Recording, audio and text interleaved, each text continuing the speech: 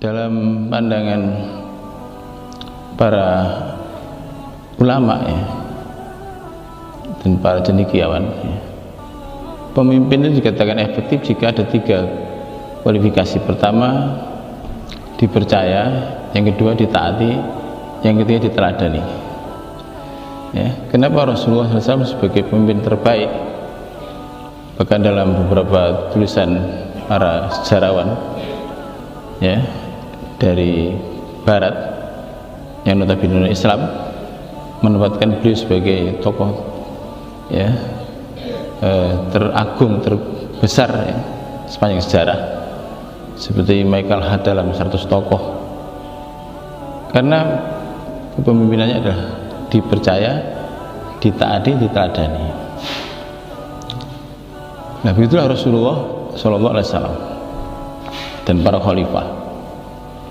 Memang kalau kita punya pemimpin yang bisa dipercaya, ditaati, teladani, itulah pemimpin yang berhasil.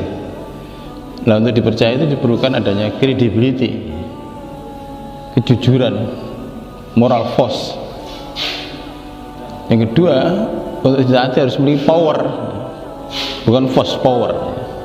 Ada 3, spiritual power, kemudian expert power, dan political power ya. Nah, yang ketiga, untuk diteladani orang harus memiliki attractiveness, memiliki pesona, keteladanan ya, itu akhlakul karimah. Dari sudut pandang ini, maka sekarang ini kalau saya lihat sebagaimana harapan umat dan sudah dilihat juga antusiasnya, maka ada seorang tokoh muda yang tidak diduga ya, yaitu TGB atau Tuan Guru Bajang. Maka ini dalam pandangan saya pribadi dan sebagian besar ulama menganggap sebagai tokoh yang diharapkan, karena memenuhi 3 kualifikasi tadi, yaitu sudah terbukti dia pemimpin yang dipercaya ya, sebagai gubernur, pemimpin yang ditaati, dan sekaligus pemimpin yang menjadi teladan, yang diharapkan nanti untuk level nasional bisa ya membawa umat dan bangsa ini menjadi lebih maju dan lebih jaya. Ada beberapa wawasan tentang masa depan atau semacam future look ya, secara rohani. Misalnya dalam kitab-kitab Musyarrar karangan Sunan Giri ketiga, Sunan Prapen, yang kemudian juga kembangkan lagi dalam kitab Jonggo Joyoboyo, dan juga diperdalam lagi dalam ramalan oleh Ronggo Warsito, bahwa nanti di Nusantara ini akan ada pemimpin ya, untuk membawa Nusantara ini ke masa mercusuar atau masa renaisan, masa kejayaan, yang disebut dengan Ratu Adil. Nah, Ratu Adil itu diberi suatu kualifikasi sebagai satria peningit. Sebenarnya ini merupakan suatu sanepo atau kinayah ya. Satria ini dari kata santri sebenarnya. Jadi santri itu dari kata satria ya. Pesantren dari kata pesatrian.